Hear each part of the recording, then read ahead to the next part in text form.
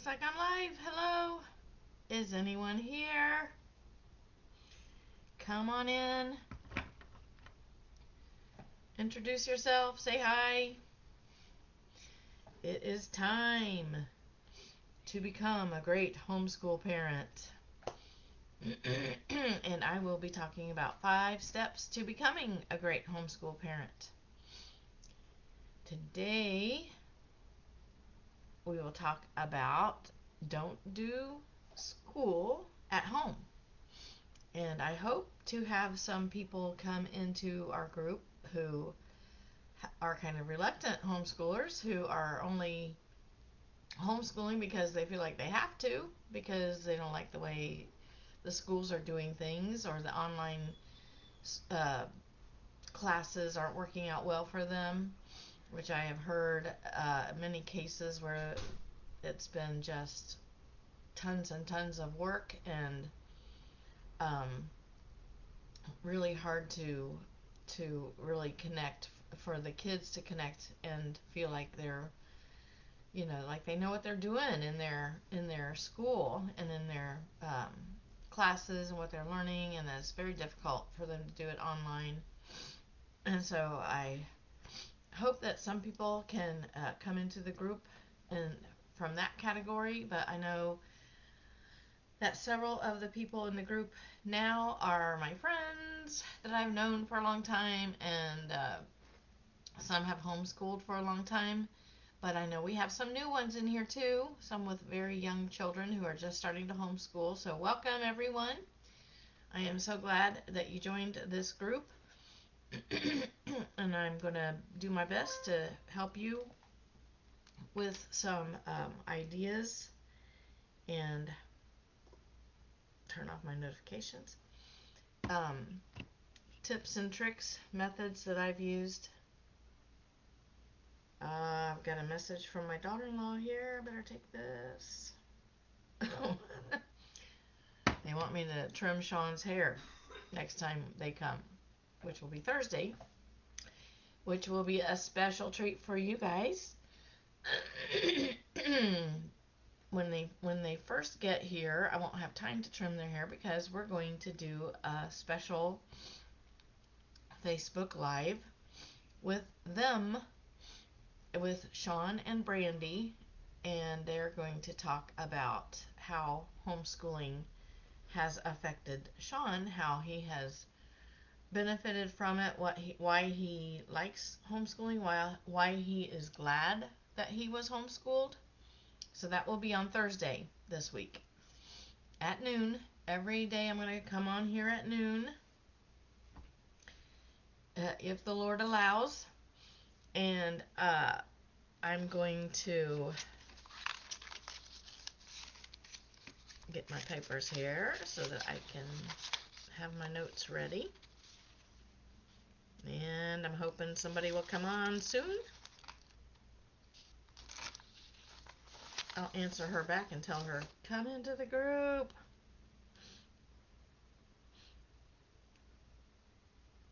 This is a scheduled text. Yes. Now come into my Facebook group.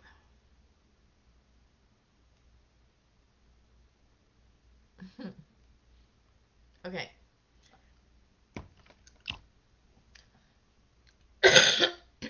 Sorry. I have this cough. So I have a cough drop. And hopefully it won't be too bothersome. I'm sorry for all the extra noises. And the clinking on my teeth.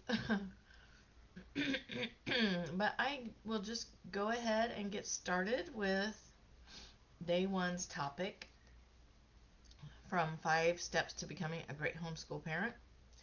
Topic today is don't do school at home. For some of us, that's like the only model we know of educating a person, is the way we did it in school. Most of us went to public school, some private, probably some in the younger group of homeschool moms were homeschooled themselves. but that we are still a minority. So most of us went through the school model, which is more of a factory type model.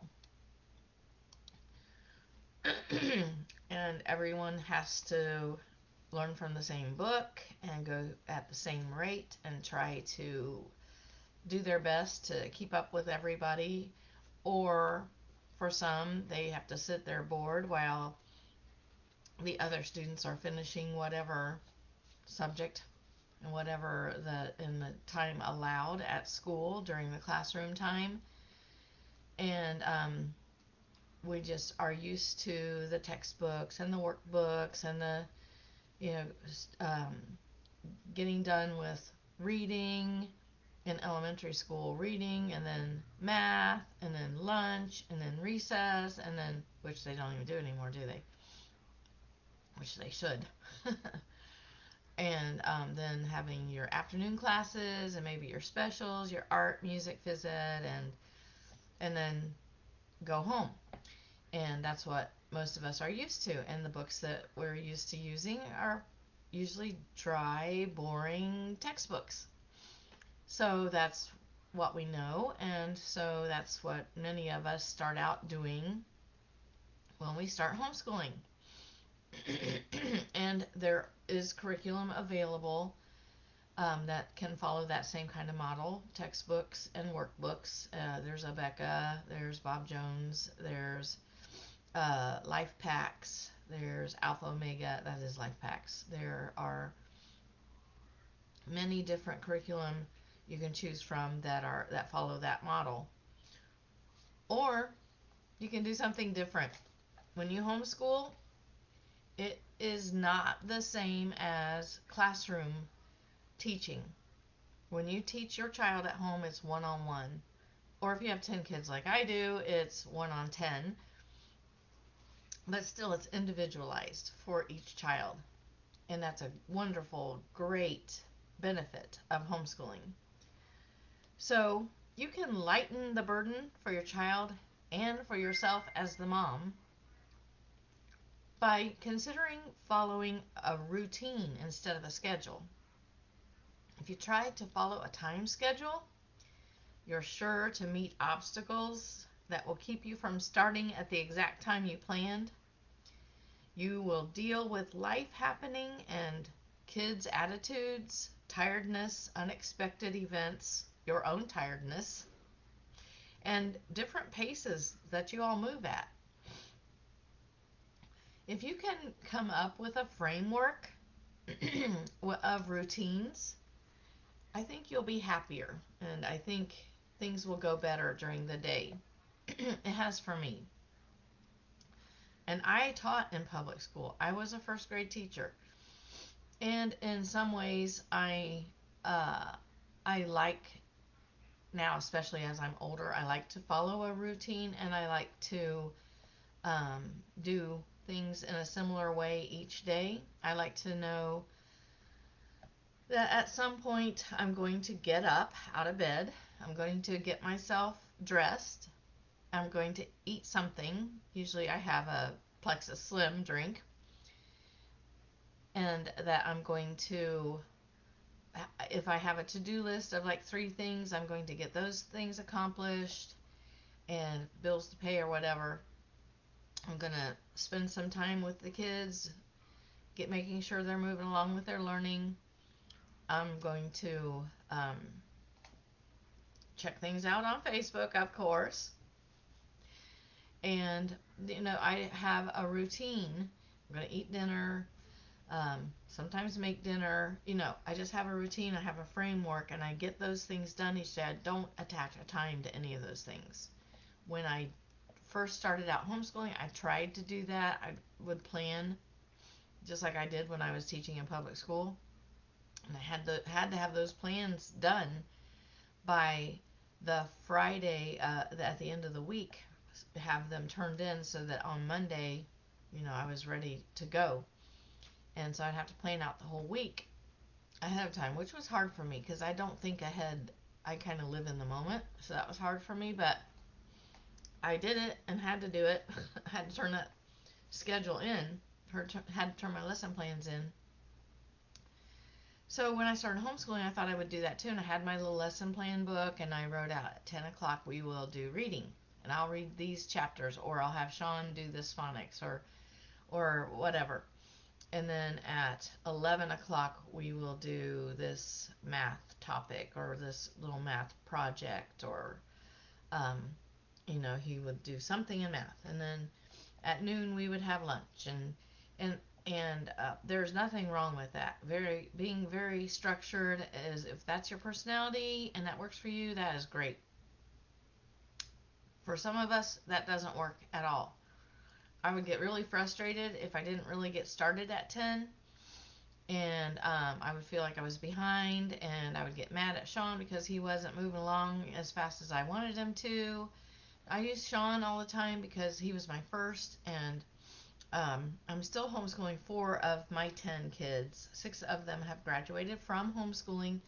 None of them ever went to public school. None of them have gone to college yet, but they've taken other training outside.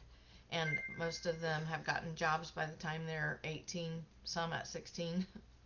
I think Morgan was 16. Yeah. I think Kelsey was 16 too. And so they they didn't go to any public school classes, and they didn't go, none of them have gone to college yet, except Patrick is about to start some college classes. But anyway, um, we were able to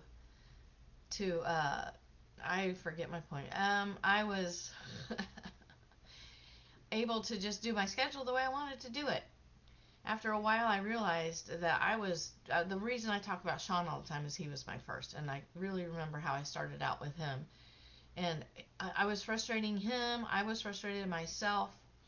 I would get angry at him. I would get very kind of mean with him sometimes, and he would just like rebel in his little way. And I would call Gary at work and say, Sean won't do his work. Sean won't do his school.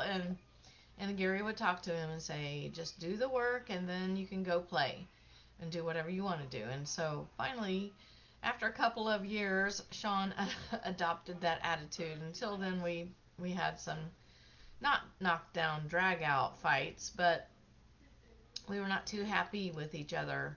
And that's not how I wanted homeschool to be. I wanted it to be fun. I love to learn, I love to teach, and I love to have the books, and which is evident by all the books I have all around my house. But um, he was very independent and very individualistic, and he wanted to do things his way and when he wanted to do them, and I had to loosen up. And when I did, he started thriving, and he started loving to learn, and he started wanting to learn more.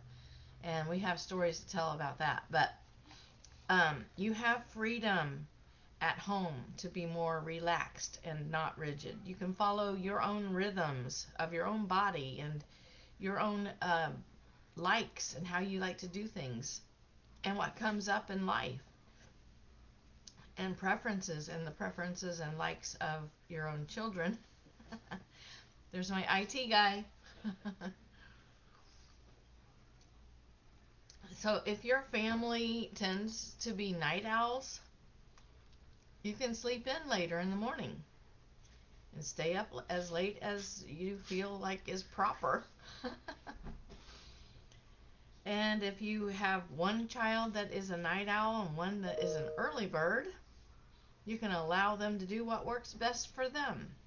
The hours of school time do not have to be within the regular school hours. Some families start at 8 or 9 in the morning, while others may not start until 10 or 11. And some may not have a regular starting time. We don't. Your planning can go along with the way you like to live your life. You can plan a more detailed, comprehensive schedule with every moment planned out, or you can take a more relaxed approach and choose topics you want to cover and set a target date to start and finish them. There are many different approaches to teaching. You don't have to use textbooks and workbooks. If your child thrives on that approach and they learn well that way, then that's what you should do. Most children learn better with an approach that suits their learning style. And I have here a list of different approaches that you can use that might work better for your child. There is notebooking. I meant to grab a notebook of one of my kids to show you what I mean by that. But if you haven't heard of notebooking, ask me in the comments and I will find one of the notebooks that my kids have had and show you how that works. Lap books. I love lap books. Unit studies. If you have any questions about any of these, ask me in the comments and I will be glad to elaborate on any of them. Read aloud. That's my number one favorite. I love reading aloud good books to my kids. I read things like this and things like books like this. This is Christian Heroes, Then and Now, Eric Liddell, the Olympic runner who wouldn't run on Sunday, the Sabbath. And this is from the series Childhood of Famous Americans. So these series are really good. This one has missionaries too. This is YWAM Publishers.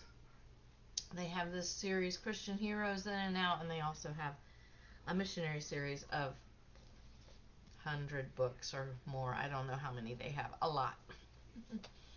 So I read good books to them, and sometimes they will just start narrating on their own, telling me what they, something that really strikes them, something that is really meaningful to them, something that makes them think about something else, and I'll let them talk for a decent time. Sometimes I have to say, okay, let's get back to reading, because I'm like, I want to find out what happens next.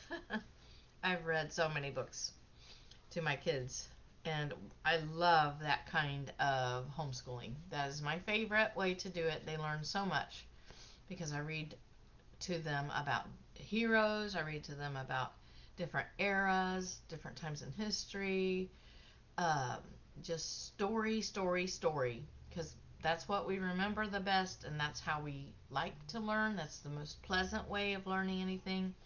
Everybody likes the story. Some people want just the facts, ma'am. I've had a couple of kids like that, and so I've had to adapt.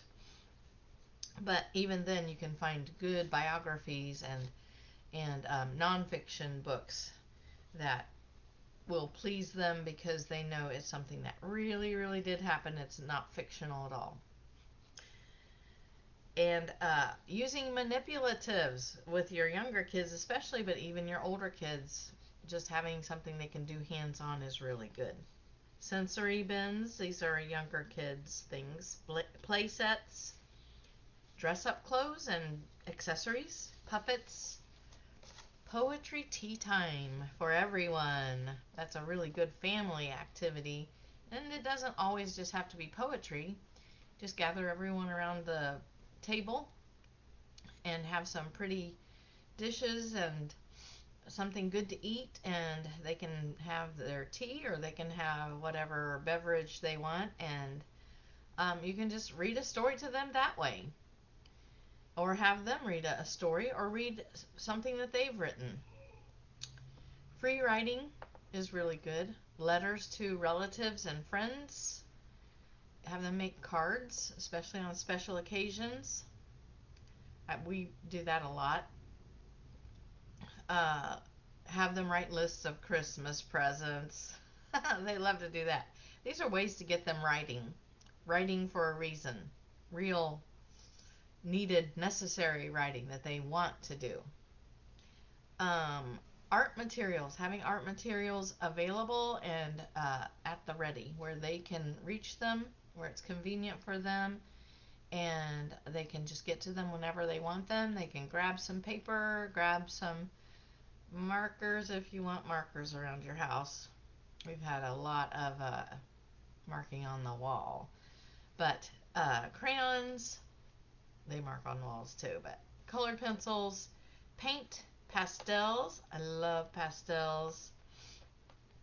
Pens, gel pens, pencils, markers, crayons. I say that again. Oh, that's in my list. I just already said that. Writing paper with lines, blank books.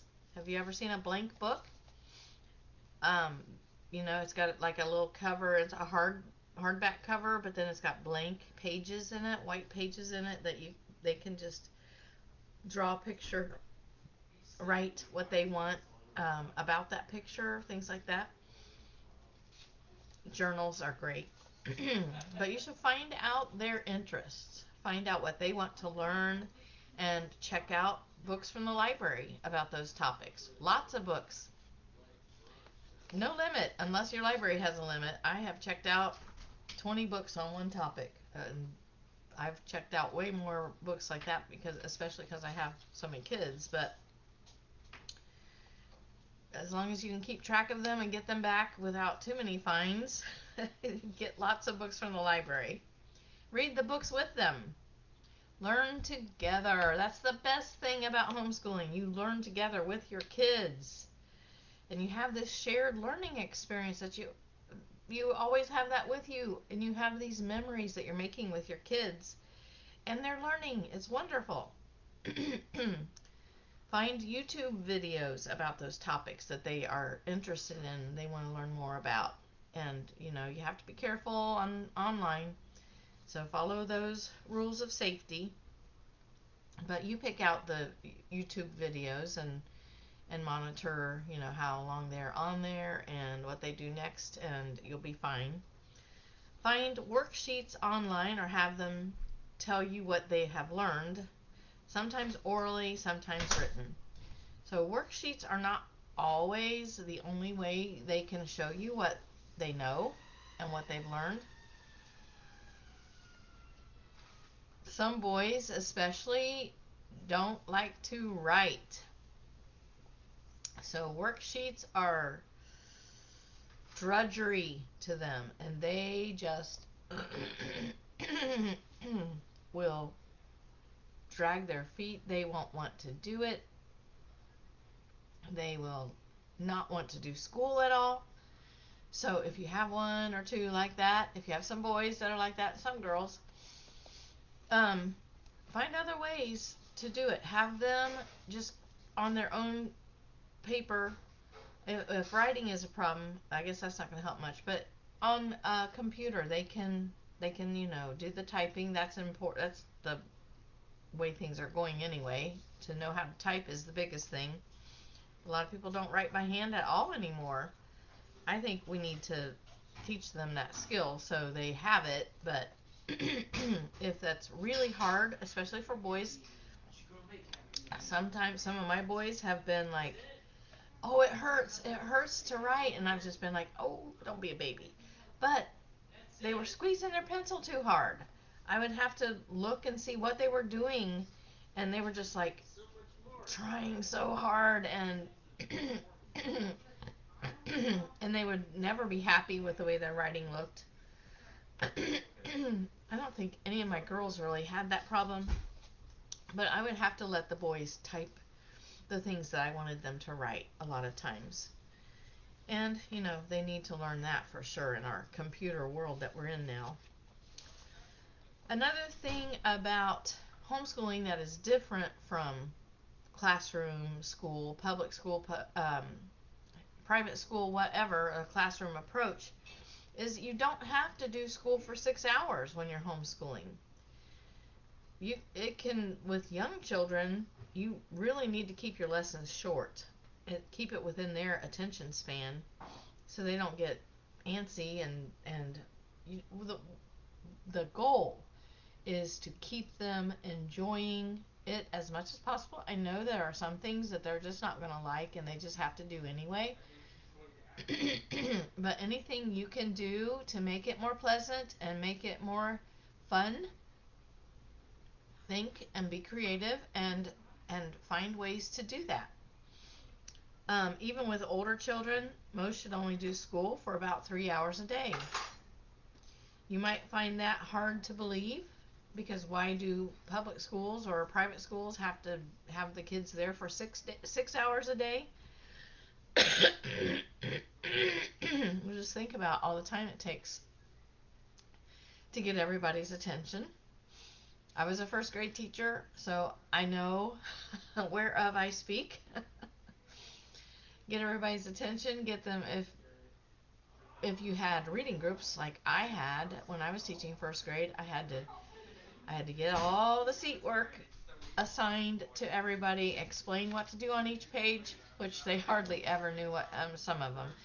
A lot of them could fly right through all 6 or 7 pages of seat work, and then I would have all those papers to grade at the end of the day. Some of them, even though I explained carefully what they were to do on each page, they still didn't get it because they were 6 years old. They were little.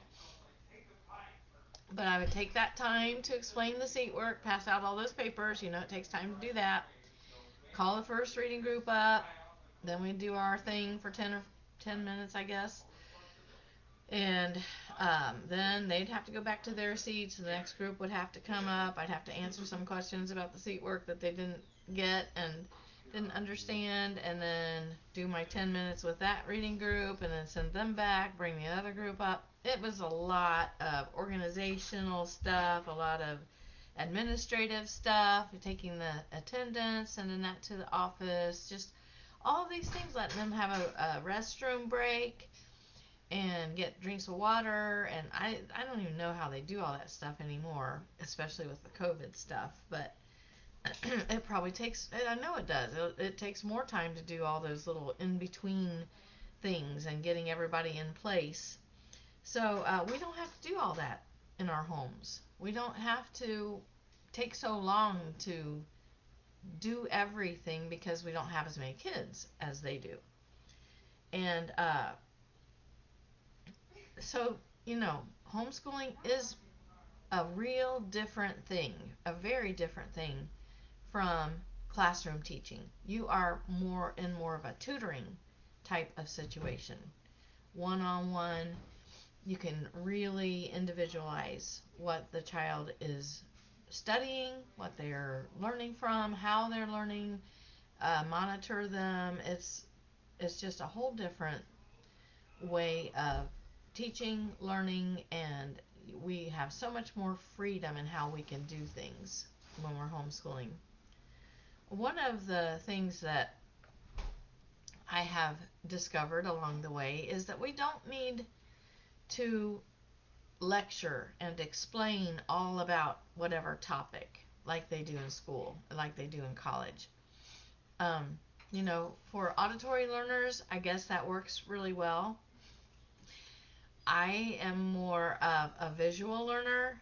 Reading works well for me. Other people learn by doing and having hands-on things to do, and they need to really do it to get it, to understand it. Some people need to be moving around while they're learning something. While they're listening to something, they need to be moving, doing something with their hands for the knowledge to really stick, for it to be able to go in there. And we will be talking about the different learning styles. But lecturing doesn't work for everybody.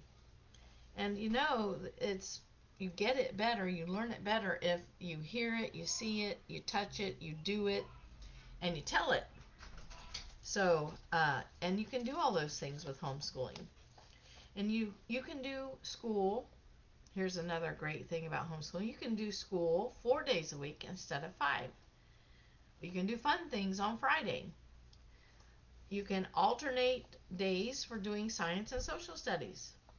You're going to get it covered. You're going to get those subjects covered.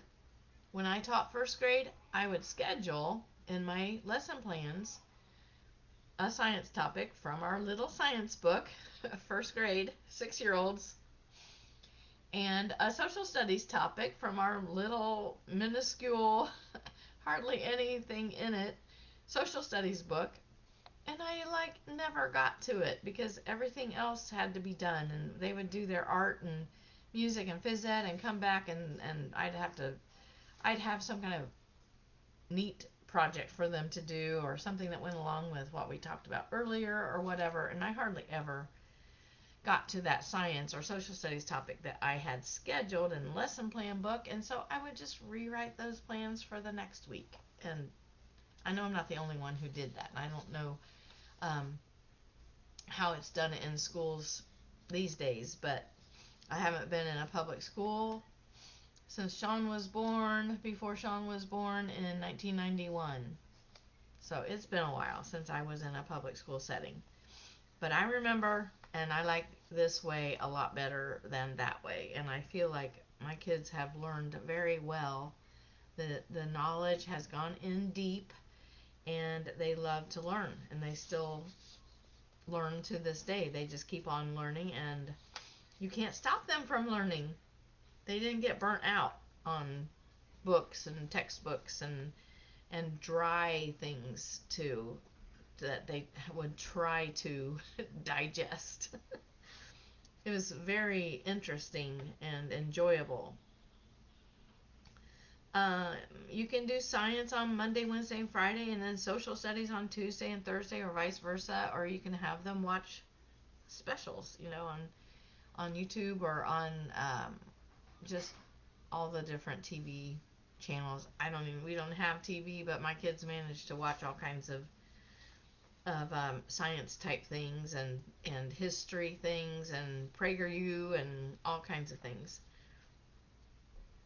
With homeschooling, you have the freedom to arrange your schedule, your curriculum, and your environment however you want. It's your school, your home, your family, your kids, and your choice. Your children belong to you, not the state or anyone else.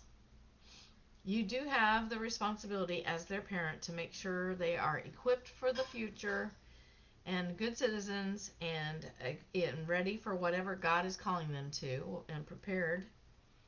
But the methods you use to do that can be creative and adapted to the needs of your children. And we have that capability in homeschooling our own children, that a teacher, someone else who isn't really, related to them or invested in their future, like we are as their parents, we just are better equipped to really pursue what it is they're called to, what they're good at, what their gifts and talents are leaning toward, and what they love to do. So we can pray with them about that, and so homeschooling offers a lot more of a chance to find out what God really made them to do, and what will make them happy in the future, and bring money in for them and their families. As far as planning, you can let your children help with the planning as they get older. You can let them, even when they're younger, you can let them help choose the topics and the curriculum. Let them have a say in their education. It's their education. And then as they get older, make them responsible for their own education. That's the goal anyway. Instruct them and help them develop good habits and study skills, and then put them in charge of their own learning. The more independent they are, the better prepared they are for real life. And colleges love homeschooled kids, and they recruit them a lot of times. Some colleges do. Field trips are a great way to extend the education of your children. For logistical and economic reasons, and nowadays especially, schools are not able to take students on very many trips to museums, concerts, plays, etc. But you are able to do as much of these activities as you want to. Even a trip to the park can be very educational. It's always very educational for me because I see squirrels. And, I learn about squirrel behavior, and I see the ducks, and I just am really, the longer that I have, I can show you the world. The longer that I have homeschooled, the more interested in nature I have become, the more I pay attention to the little tiny things. My oldest daughter, Katie, will draw my attention to something I never noticed, and she'll know the name of a butterfly or a flower or a bug, and I'm just like, wow, she studies on her own, and she's always been very attentive to detail. She's an artist. So, and I've grown in that the longer I've homeschooled. So a trip to the park can be very educational and very interesting. I don't go there just to walk and get exercise. I like to look around and see the trees and see the squirrels, and I'm really fascinated with squirrels right now. There's some pretty fascinating squirrels in that park. They take walnuts right out of my hand. Sometimes they get kind of aggressive, but it's okay. They're still cute. Um, and going to the park, your children can see different animals and plants, get some exercise, play a sport, play frisbee, throw a ball, or just enjoy peace and quiet and meditate a little bit. Maybe they can cogitate and get some more um, processing done, and more reflecting on what they've learned and what they're seeing. Um, just having some time in nature can be very restorative and inspirational. And getting that sunshine and that fresh air is always good for us. The vitamin D from the sunshine. If your child is interested in science, you can go to the science museums multiple times during the year. If you have a child that is interested in history, you can go to museums of that nature. And there are so many things you can do for history, so many places you can go that are historical. If you have a musical child, you can take them to concerts, plays, musicals, have them take lessons on an instrument or voice lessons. There are choirs and musical groups and theater groups. A lot of them are just for homeschoolers. Some are community groups or just places that give these kinds of lessons or offer these kinds of things. Classes. There are lots of things you can do to enhance their education that go beyond books and papers and workbooks. The most important part of their education is their character development. If you find that they are having problems getting along with people, like brother or sister, you will want to help them with relationship skills. You may have to spend more time on this sort of training than academic subjects at first. If you see a character weakness like dishonesty, you will want to address that and help them to see the value and necessity of being honest. Use stories and role play to help them understand character attributes. Help them to be able to put themselves in another person's shoes. That doesn't come naturally. Well, I guess it does eventually, but it's not there right away. Sibling disputes provide the opportunity to teach conflict management, anger management, and ability to compromise. You'll probably get a lot of opportunities for that. But the less your homeschool looks like school, the better. Schools have to be structured to handle lots of students, and efficiency and control are very important for them. Well, we don't have to worry about those things. We don't have to do tests or grades because our teaching is more like one-on-one tutoring. We know what they have learned, and we know what they're struggling with. Think about the purpose of tests. Tests can be used to find out how much students know.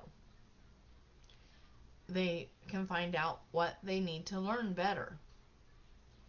Or sometimes tests are used to compare students with other students for ranking purposes. I think using tests or quizzes to find out what they need to learn better is a good use of tests.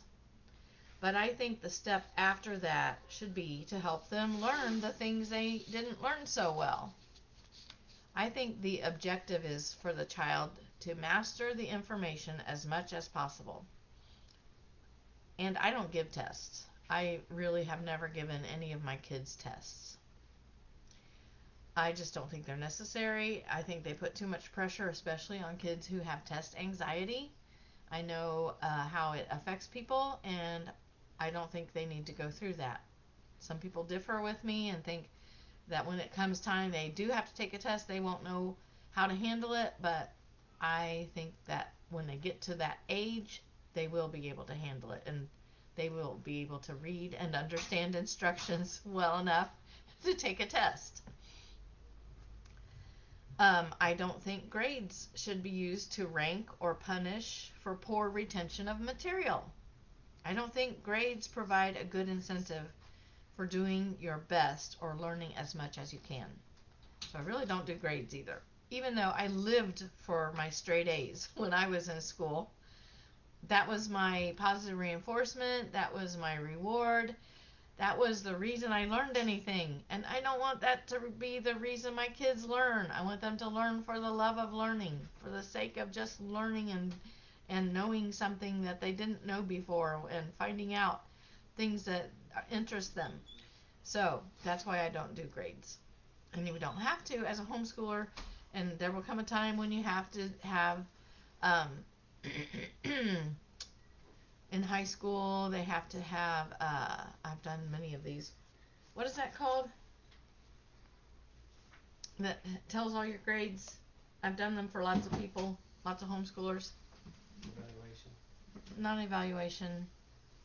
That would turn into a college to show them how you did in high school. You all know what I'm talking about. I don't do report cards either. I just don't do any of those extra things. My kids haven't missed them, and I don't have time to do them, don't want to take the time to do them. I actually do have diplomas for the ones who've needed them for jobs or whatever, that I make through homeschooldiploma.com that have turned out wonderful. They're beautiful. Um, uh, Transcript. When it comes to that, you can, even if you haven't taken grades and kept track of grades, there is a way to, you just, at the time that they're in high school, you start to evaluate. Are they doing A work, B work, C work? And then you just put the topics, the subjects that they've learned, the English 1 for, or English 9 for freshman year, and whatever type of math they're learning, whatever science, whatever history, social studies. Oh, thank you, Patty. So grades aren't really necessary, and sometimes they get in the way of real learning happening. And my goal is for my kids to really learn. And you're going to hear from Sean and Brandy that it worked great for Sean. She says she's his new wife, and she says that you cannot keep him from learning, and he's always really excited about what he's learning. He's always watching a documentary or learning something, and then he wants to share what he's learned with her. So it worked for him. It's worked for my other kids too. But Thursday, you're going to hear it straight from them, from Sean and Brandy. One thing with younger children especially, take advantage of teachable moments. When your child asks a question, take time to answer it or help them find the answer. When a situation arises that is new and you want your child to learn from it, take advantage of the time when it's fresh and meaningful, right when it's happening. Extend their knowledge and understanding through new experiences and skills that are required in real life. Help them learn how to solve problems and use logic and think for themselves. Think outside of the box. Teach them to think for themselves. Teach them to question and reason. give them opportunities to think out loud and consider all sides of an issue before deciding what makes the most sense to them and what goes along with what they learned before and what they know to be true. And discuss issues that affect our lives, especially as they get older. You want to get into the deeper things, and that's a really fun time in the homeschool journey, is when they get older and they have a lot of thoughts of their own. They have a lot of information that they've already put in, and they are just now they're starting to really process things themselves, and they really consider, and they make judgments, and it's good for us to be there to guide them and to help them really weigh things out and not just go with the crowd, because by that time they may have a job and be around other people with different ideas. And so it's good for us to have our input for them too. And it's according to their maturity level. We should talk to them about issues of right and wrong, morality, worldview, and values. And a big part of that when they get older is make sure that you have their heart from the beginning and keep their heart even as they do get older and go out into the world more. That's not always easy to do. When they get around people with different ideas, they start to question what you taught them, and that can be kind of offensive. So the do your best to keep their heart and let them know you love them no matter what they're thinking, what they're doing even. Keep that love strong and let them always make them know that they are always loved no matter what. They are your precious child, and you will always be there for them. And even though we are in charge of their discipline, we are in charge of their learning, and lots of stuff that happens for them as they get older, we're having to let go, and we're having to let them figure things out for themselves a lot more, try new things, experience new things, be around new people more than they've ever been before. And it's important that they know they can always come to us with questions, with problems, with anything, because we're their parents and we love them. And we know them the best, and we're always going to be there for them. Make sure you let them know that. So that is what I have for day one. Don't do school at home. Do the teaching, the activities, the family time in a way that works for all of you. And it does not have to be real structured and everything done by a certain time, everything done in a certain way, every blank filled in the workbook.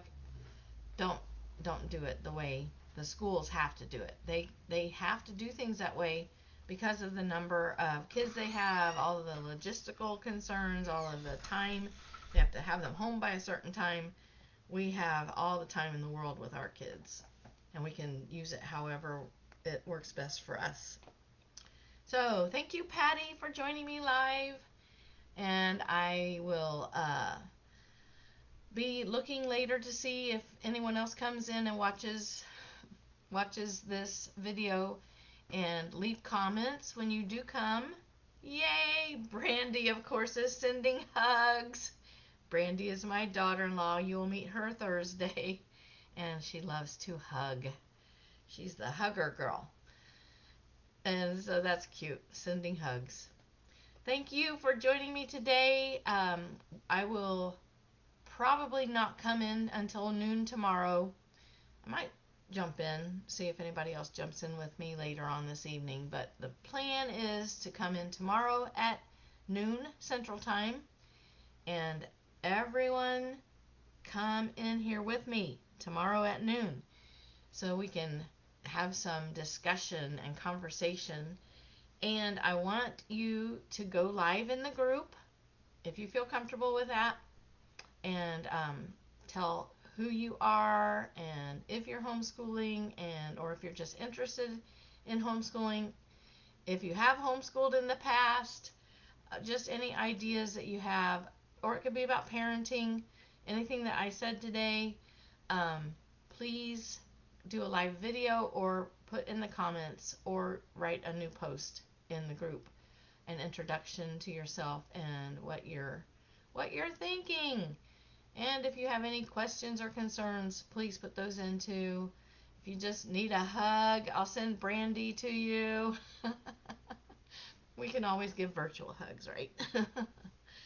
All right, so I'll let you go for now, and I will see you tomorrow at noon Central Time.